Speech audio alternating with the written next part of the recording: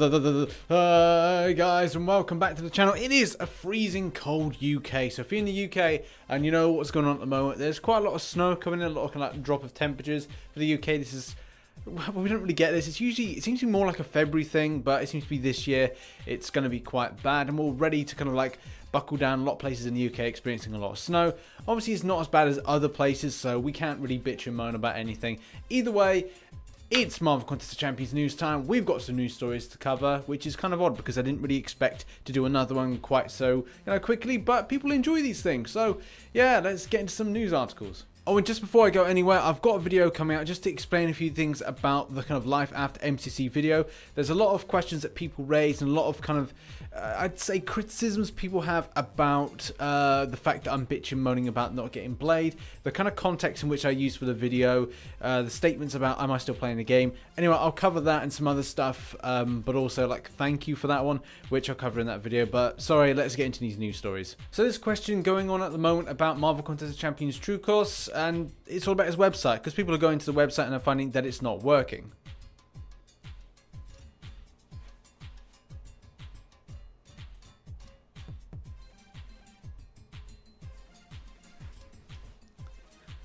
In fact, it looks a little bit like this. Now, what I'm going to do is I'm going to get in contact with TrueCost and just say, obviously people are asking about this. I think, and I'm pretty certain the response I'll be getting is that because of his following being more stronger on Facebook, like it's approaching like 130k, the need for regards to viewership is more substantial on Facebook than it is on the website. And obviously what other tools and stuff that he did have on there, I'm sure that people will kind of like go to the Facebook page, and it being more kind of like quick to access and anything guide related. If he wanted to kind of do that, he could either run something in the future himself, point someone in the direction of a guide, or kind of like people could pay to have videos put on the site, as I know that we've done in the past for that. So there's a lot of options there, but I think it's better for him to kind of like go on Facebook and Twitter where he doesn't have to pay so much in order to kind of get on there and get his stuff on there, because there is a running cost which I don't think he makes back on it. And obviously Facebook and Twitter and all the social media things are free. The next thing up is 17.2 has indeed arrived. This is great to see this come in. It's not a moment too soon because the game needs a big refresh. And obviously it's all about a savage future. I'm not talking about some sort of Logan Paul dystopia where everything is dabbing on them haters and all that kind of rubbish that he says, but it's great to see a big mutant push, which I'm really excited for. And as you know, if you watched Marvel Contest of Champions news yesterday, and also the breaking news, actually mainly the breaking news, we have seen the return of MODOK Labs. And as I said, this is probably a bridging thing to kind of just so that Kabam can have a little bit of time to kind of look at and kind of get ready the Infinity Wars stuff, which does look like, obviously with the bosses of Sentinel, Bishop and Sabretooth being solely put into this one, we're going to see that big push for kind of Proxima Midnight and some other stuff coming in the following month. So very exciting times for the game.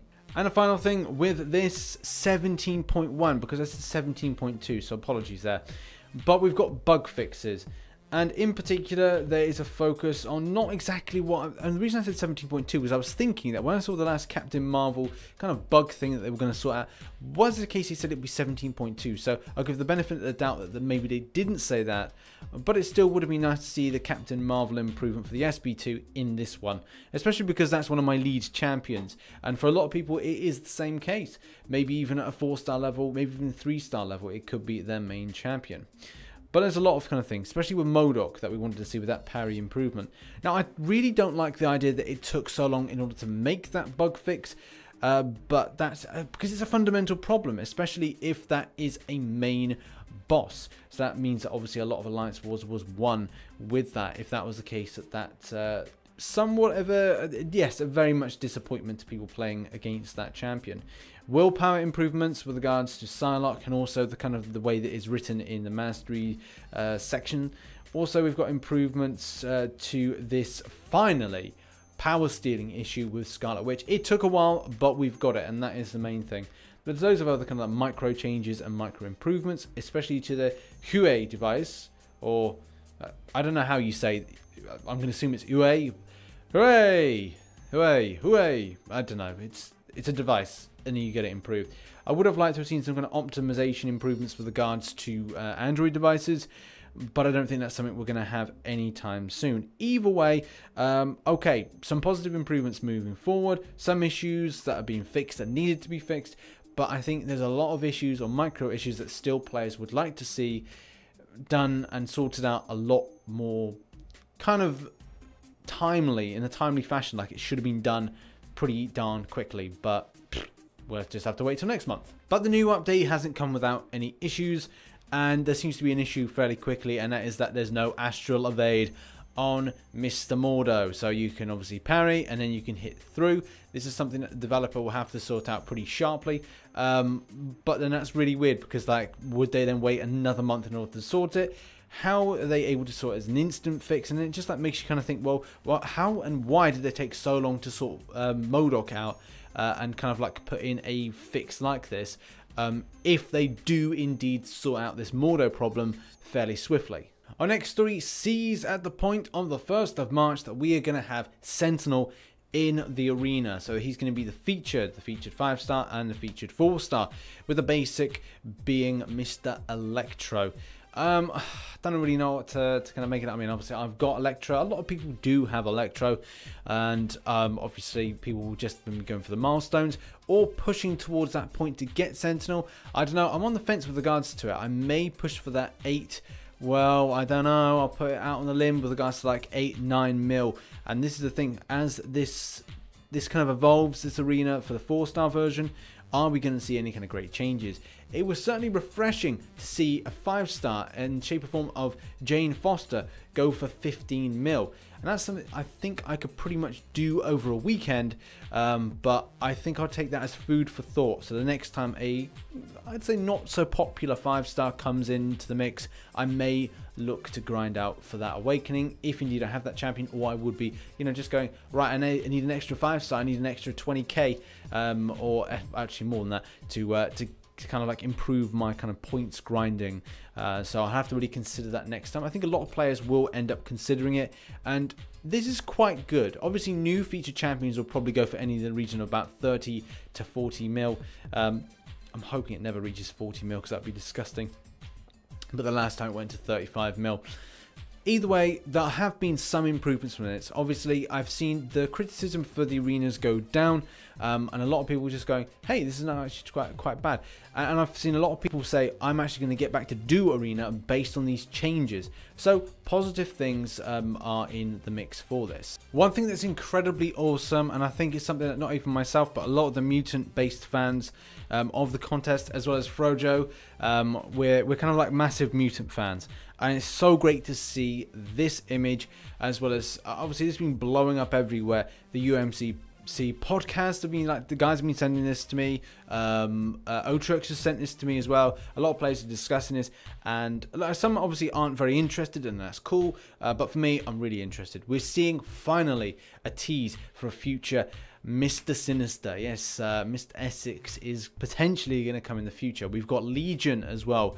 We've got Armor. We've got Mimic. We have got Emma Frost. Didn't expect that would go in at any point in time, but it's still good to see. Omega Red as well.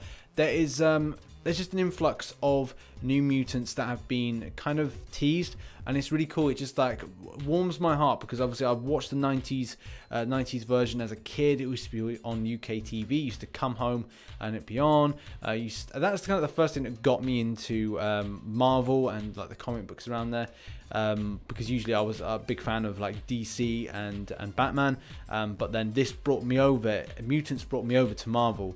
And it's just like, it's great for me. It's like, it's nostalgic, and it's so cool to see these champions come in. It's good to see Bishop. It is good to see Sabretooth, and to a degree it's good to see Sentinel, but we don't like the Sentinels. I'm really looking forward to Sabretooth over Bishop, which is weird because I really wanted to see Bishop. However, though, I like some of the aspects of the way that Sabretooth works. But obviously, what are your thoughts, obviously, in the comment section about which of these new mutants are you really looking forward to see in the future? Now, there's no dates. There's nothing being set on will these mutants actually come in at any shape or form. to the end of the week, I'll probably record a video that looks at a little bit of comic book history of the ones in this kind of like tease, as well as look at their kind of positioning within the chart, if you remember the chart of different champions. So look out for that in the future. Either way, I'm going to need a lot of kind of like, I need to plan out the plot of like where these are going.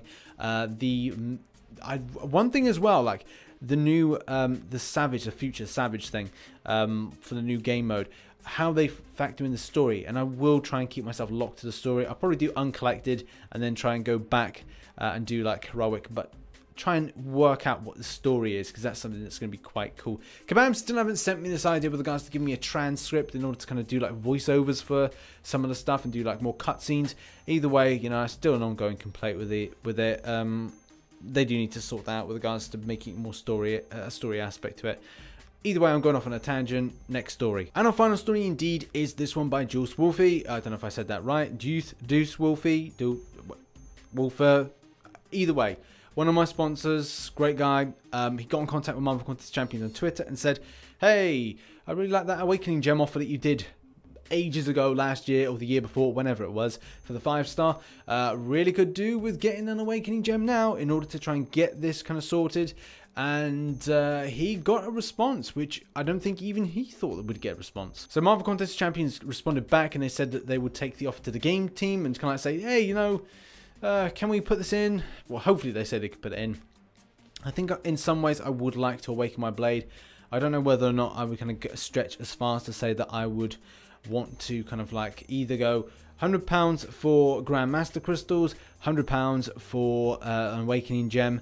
Would I be able to use Blade in a lot of content? Yes. If they nerf him, I'll literally will fly to Vancouver and I will knock on their door and I'll be like, no, you're not going to.